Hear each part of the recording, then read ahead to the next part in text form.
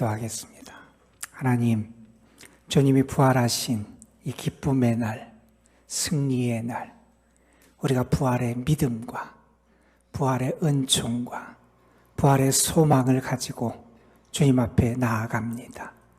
이 시간 친히 살아계신 주님이 우리의 심령에 임재하여 주시고 우리 가운데 부활의 주님이 살아 역사하여 주셔서 주의 선하심과 능력으로 우리를 새롭게 빚어주시고 연약한 자, 지친 자, 상한 자, 하나님의 위로와 소망과 부활의 능력을 덧입을 수 있도록 인도하여 주옵소서. 우리의 눈에 보기에 끝난 것 같고 우리의 눈에 보기에 막힌 것 같고 우리의 눈에 보기에는 더 이상 가능성이 없어 보이는 그때, 그러나 그때 부활의 주님을 우리가 다시 만나게 하여 주시고 부활의 주님과 함께 일어나게 하여 주시고 부활의 능력을 다시 한번 나타낼 수 있도록 인도하여 주옵소서. 하나님의 말씀을 전하고 듣습니다. 주님께서 친히 우리 가운데 역사해 주셔서 생명의 말씀을 들을 수 있는 은혜를 허락하여 주옵소서. 부족한 것을 주께서 가르쳐주시기를 소망하며 우리 구주 예수 그리스도의 이름으로 기도드리옵나이다. 아멘. 오늘은 부활절입니다. 예수님께서 사망, 불법을 이기시고 어둠의 세력을 이기시고 부활하신 날, 그 부활의 능력과 은혜가 여러분과 함께 하시기를 주님의 이름으로 축복합니다. 여러분, 예수님의 부활은 하나님이 만물의 주권자가 되시고 능력이 되시고 하나님이 생명의 주권자가 되시면 우리에게 보여주신 사건이고요.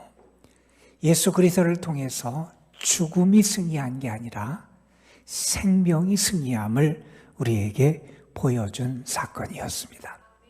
예수님의 부활은 이 세상이 거짓된 세력이 즐거워하고 기뻐하는 것으로 끝나는 것이 아니라 하나님께서 승리하시고 하나님의 진리가 드러나고 주님의 빛이 비춰지는 역사가 이 부활의 사건이었습니다. 주님은 대적자들의 기쁨을 끊으시고 슬퍼하는 이들의 눈물을 닦으시고 또한 새 생명으로 그들을 일으켜 세워주셨습니다. 그 은혜가 분명히 우리와도 함께할 줄로 믿습니다. 1969년에 두 남녀가 만났어요. 윌리엄이라고 하는 남성과 글로리아라고 하는 여성이 만나 사랑하게 됐고 결혼을 하게 됐습니다. 두 사람은 행복한 삶을 살 줄 알고 또 앞날이 잘 풀리고 평탄한 삶이 주어질 줄 알았어요. 그런데 당시 경제도 어렵고 삶의 계획대로 이루어지지도 않고 또한 일도 막혀지게 되고 건강에 문제도 생기고 두 사람은 참 힘든 시간, 어두운 현실을 맞싸우며 살아가야 했습니다. 자, 그런 삶을 살아가다가 그 다음 해에 어렵고 힘든 삶을 살아가던 그들에게 희망의 징조가 보이기 시작했어요. 그들의 삶이 좋아지거나 무언가 확 달라진 것은 아니었어요. 그들이 소망을 발견했던 첫 번째 사건은 아주 사소한 것이었습니다. 차고가 있고 차가 달리는 그런 길이 있는데 아스팔트나 시멘트로 이렇게 덮여 있어요. 그런데 거기서 불이 하나 솟아나는 거예요. 여러분, 살아날 수 없는 자리예요. 생명이 싹 들 수 없는 것 같은 상황이에요. 억눌려 있고 막혀 있고 짓눌려 있는 상황인데 거기서 풀이 자라는 거예요. 이걸 보면서 나에게도 이런 소망이 생길 수 있겠구나 라고 하는 기대를 갖게 돼요. 또 하나 그들이 소망을 가질 수 있었던 건 뭐냐 하면 그들에게 아기가 생긴 거예요. 지금 어렵고 힘든데 하나님이 우리에게 이 소망의 싹을 주셨구나 하는 것을 그들이 깨닫게 돼요. 그리고 그들이 하나님 앞에 엎드려 기도합니다. 너무나 그들의 삶은 어둡고 답답한 현실이었는데 하나님의 은혜를 구하며 기도하는 가운데 어떤 은혜가 그들에게 임하냐면 부활의 주님이 나와 함께 하시는구나 라는 확신이 생기게 됐다. 부활의 주님이 내 마음속에 살아계시구나 라는 것을 느끼게 됐어요. 너무나 감동스럽고 너무나 은혜스러워서 그 감동을 잊기 싫었어요. 그래서 그분들이 음악하는 분들이었거든요. 곡을 작곡하고 만들었어요. 우리 찬송가 171장에 있는 찬송이에요. 살아계신 주, 나의 참된 소망, 걱정 근심 전혀 없네. 사랑의 주 내 갈 길 인도하니 내 모든 삶의 기쁨 늘 충만하네. 그 윌리엄과 글로리아라고 하는 두 사람이 그들의 삶이 편안하고 순탄하고 행복할 때 만든 노래가 아니었어요. 너무나 참담하고 어렵고 답답한 지경에 처해 있었지만 주님이 나와 함께 하시고 부활의 주님이 내 속에 살아계시고 주님의 은혜가 나와 함께함을 믿으면서 그들은 살아계신 주님을 고백하고 선포할 수 있었습니다.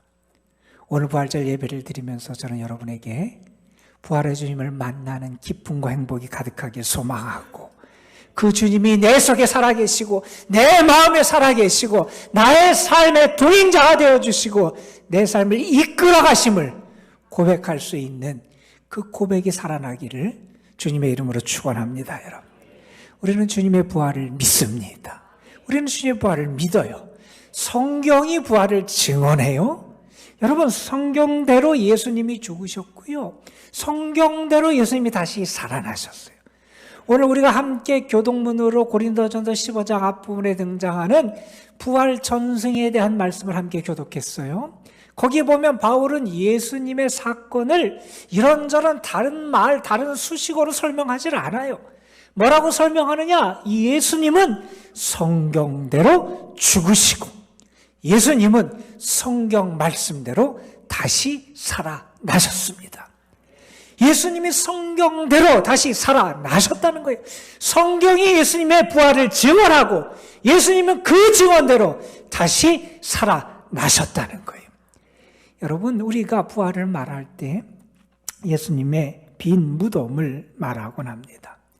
스탠리 존스라고 하는 인도 선교에서 아주 큰 역할을 하셨던 선교사님이 계세요. 그분이 하루는 노방 전도를 하고 있는데 이슬람 교도 한 사람이 이 선교사님에게 나와서 이렇게 이야기를 하더라는 거예요. 우리에게는 당신들이 없는 아주 귀한 게 있다. 뭐가 있느냐? 저 메카에 가면 우리 이 이슬람을 만든 마호멧의 관이 있어서 우리는 그걸 보면서 그 마호멧이라는 분이 실제 살았고 역사하고 있음을 우리가 믿는다. 이런 얘기를 했다 그래요.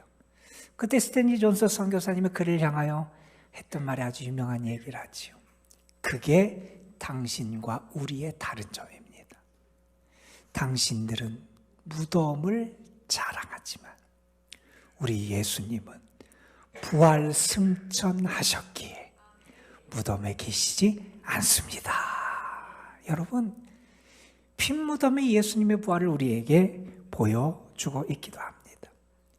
여러분, 우리가 예수님의 부활을 말하면서 또한 예수님의 제자들의 모습을 통해서 부활의 확실성을 우리가 근거 짓기도 하지요. 여러분, 예수님의 제자들이 어떤 사람들이었습니까? 그들은 예수님이 곧 십자가에 달려 돌아가실 그 날을 앞에 놓고 그들에게 가르치시는데 그들은 누가 높은 자리를 차지할까 서로 다퉜던 사람들이에요. 예수님이 십자가를 지시기 전에 겟세마네에서 아주 간절하게 하나님 앞에 기도하시는데 그 기도에 함께하지 못하고 그 옆에서 잠들어 있던 사람들이 예수님의 제자들이었어요. 예수님이 붙잡으실 때 그들은 자기의 삶의 위험과 위기가 다가올 줄 알고 도망했던 사람들이고요. 베드로는 예수님을 배반했던 사람들이었어요. 자, 여러분, 그들은 예수님이 십자가에 달려 죽으실 그때 다 도망갔다고 성경은 우리에게 증언해 줍니다. 여러분, 그런데 그 제자들의 그 이후의 삶이 달라졌다는 거예요. 초대교회 전승이 우리에게 전하는 그 제자들의 모습은 이전의 모습과는 전혀 다른 모습을 우리에게 보여주더라는 거예요. 특별히 그들의 죽음에 관한 초대교회의 이야기들은 그들의 삶이 얼마나 달라졌는지를 우리에게 보여줍니다. 베드로, 로마에 가서 전도하다가 십자가에 거꾸로 못 박혀 죽습니다. 안드레, 헬라에서 전도하다가 그들이 아가야 성에서 X자형으로, 그 X자형 십자가에 달려 순교하게 됩니다. 야고보, 우리가 아는 것처럼 헤롯에게 칼로 목베임을 당합니다. 빌립, 서아시아 부르기아에서 전도하다가 기둥에 매달려 죽게 됩니다. 바돌로메, 전도하다가 거꾸로 십자가에 매달려 죽기도 합니다. 도마, 창에 맞아 죽고요. 마태, 에티오피아에서 목베임을 당해 순교하기도 합니다. 활에 맞아 죽은 시몬이 있기도 하고요. 야고보의 동생 유다, 그도 활에 맞아 순교를 당합니다. 가룟 유다 대신 예수님의 제자로 뽑힌 마띠아, 그는 에티오피아에서 전도하다가 돌에 맞아 죽습니다. 어떤 제자는 예루살렘 성전 꼭대기에서 사람들이 그를 떨어뜨려 죽게 되기도 합니다. 여러분, 어떻게 그 제자들이 이렇게 달라질 수 있었을까? 우리는 그것을 부활에서 찾습니다. 부활의 주님을 만났고요. 부활의 믿음을 갖게 됐고요. 부활의 확신을 갖게 됐고요. 그래서 나와서 그들은 부활의 주님을 증거하는 삶을 살아갈 수 있었다는 겁니다.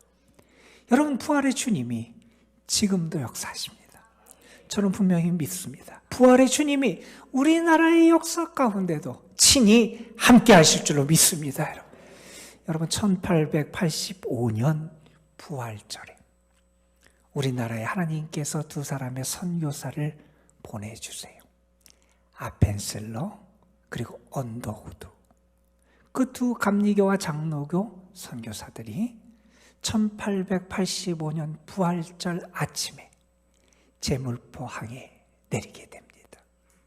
그리고 이 땅의 복음을 전파하게 돼요.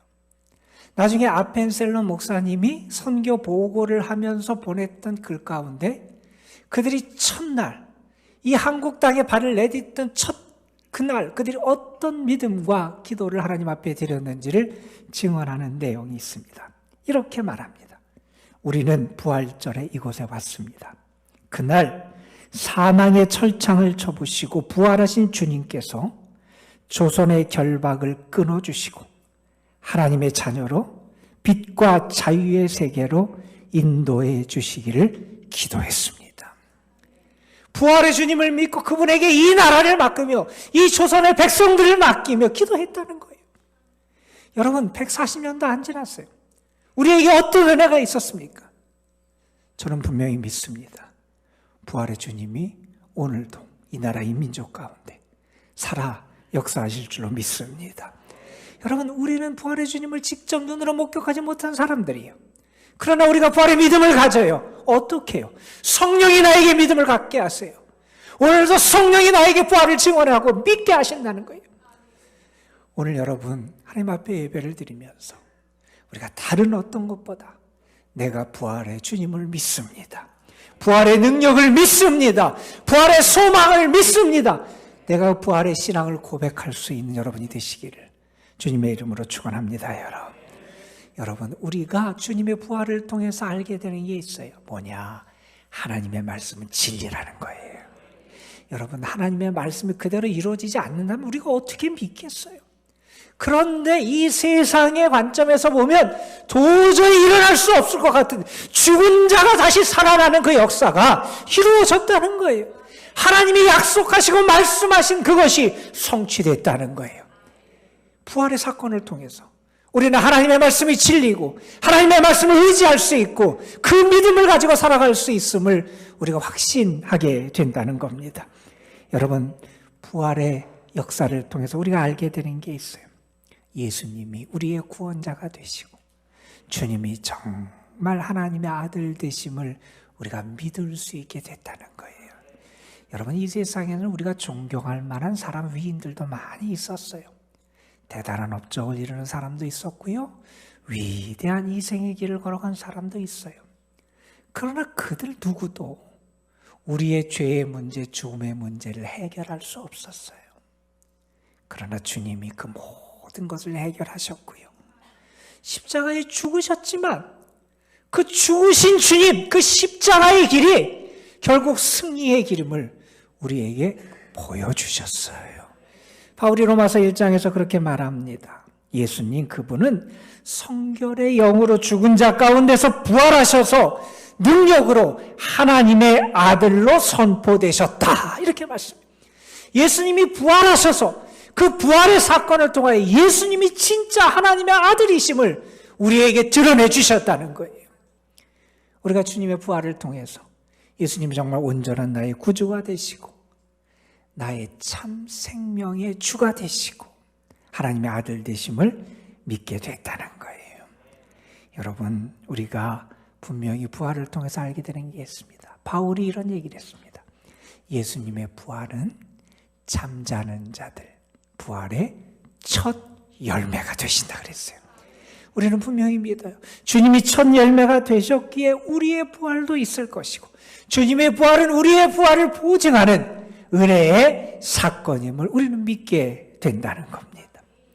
여러분에게 그 부활의 확신이 다시 살아나는 은혜로운 부활절이 되시기를 주님의 이름으로 축원합니다. 여러분, 영국에서 있었던 일이에요. 아주 큰 불행한 참혹한 사건이 벌어졌어요. 석탄광 하나가 무너졌어요.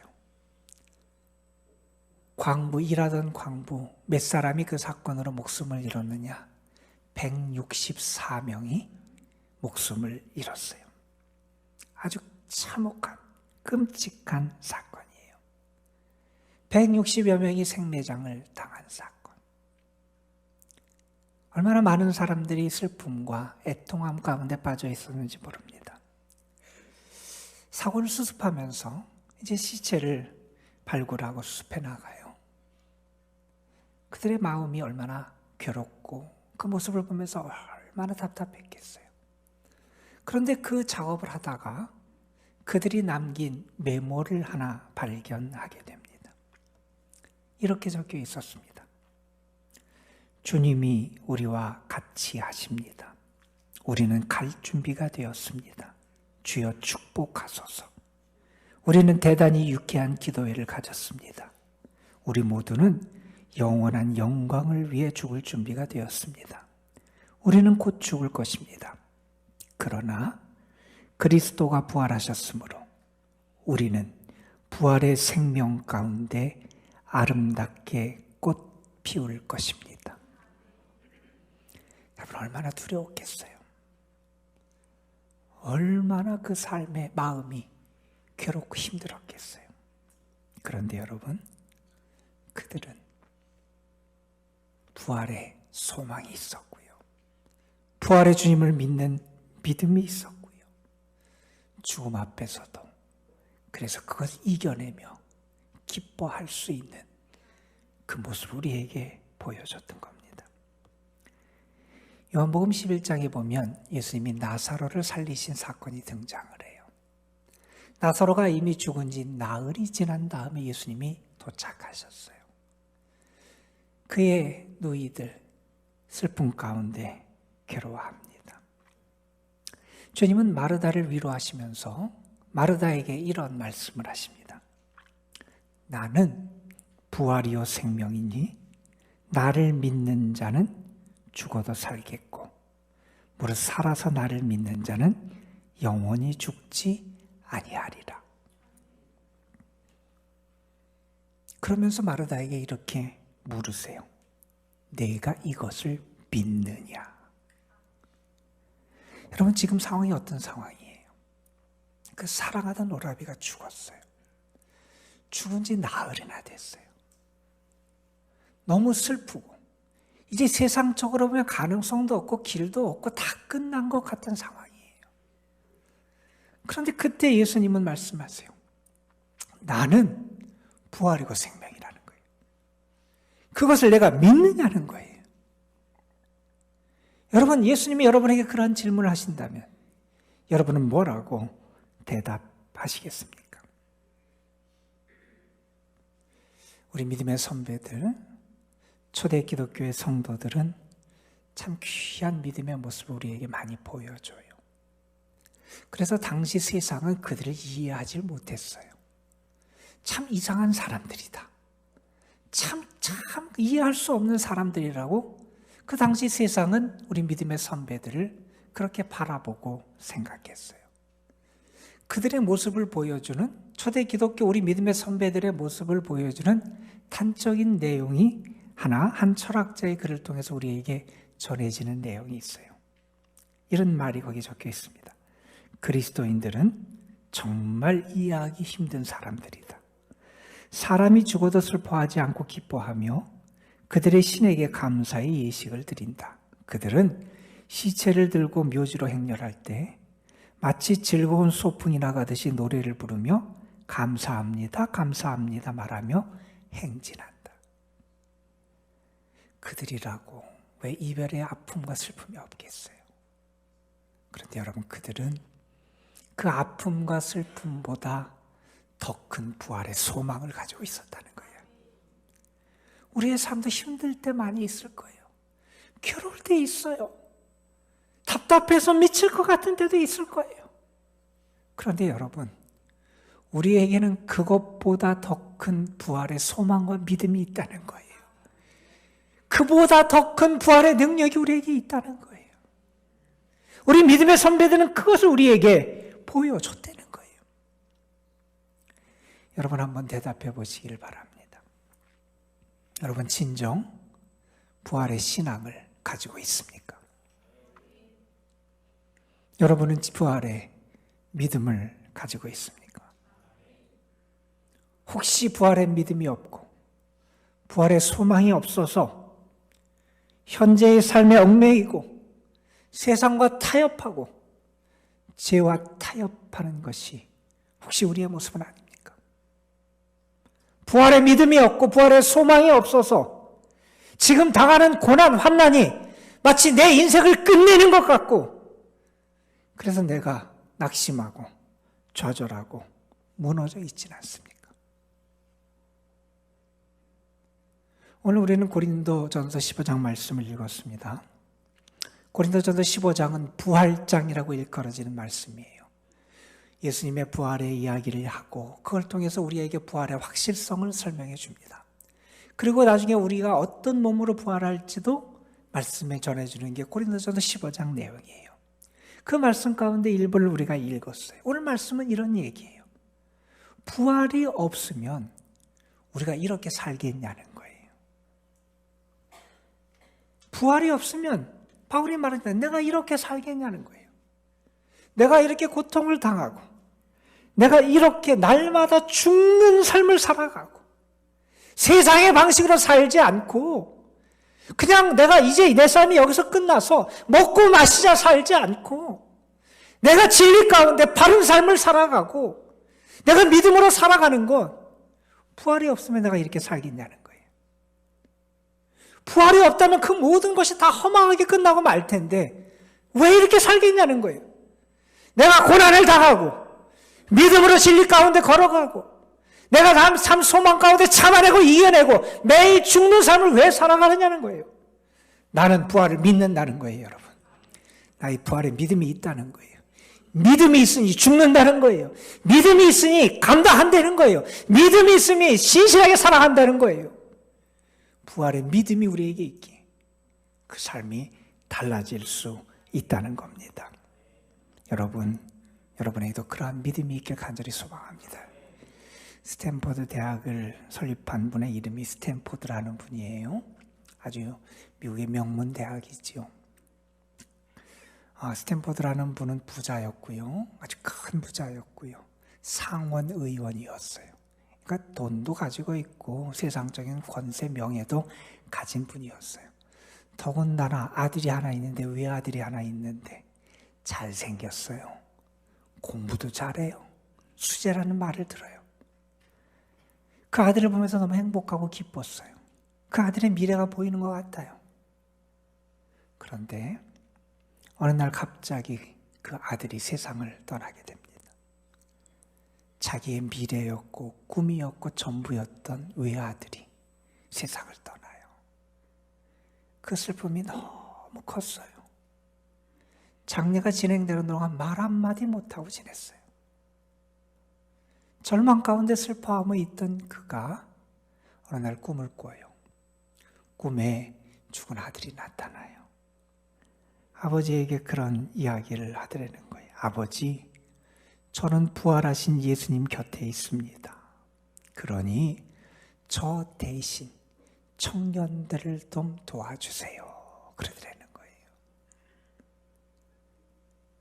그 환상을 본 다음에 이 스탠포트라는 분의 인생관이 바뀌어요. 예수님이 부활하셔서 살아계심을 믿게 되고요. 자기 아들도 부활할 것을 믿게 되고요. 아들의 당부를 마음에 담고요. 그래서 거액을 기부해서 대학을 설립하게 되고요. 그가 세상을 떠날 때도 이런 유언을 남겼어요. 나의 재산, 동전 하나 남기지 말고 청년 교육에 사용해달라. 여러분, 어떻게 이런 삶을 살 수 있습니까? 부활의 믿음이 있으면 가능해요. 오늘 찬양대를 통해서 하나님 앞에 영광을 올리는 찬양을 우리가 함께 나눌 거예요. 이 찬양을 통해서도 저는 여러분의 부활의 믿음이 살아나게 되시기를 주님의 이름으로 축원합니다. 여러분, 우리는 부활의 믿음으로 살아가는 자입니다. 부활의 믿음으로 살아가는 자에게 하나님의 큰 은혜와 복을 더 풍성하게 허락해 주실 줄로 믿습니다.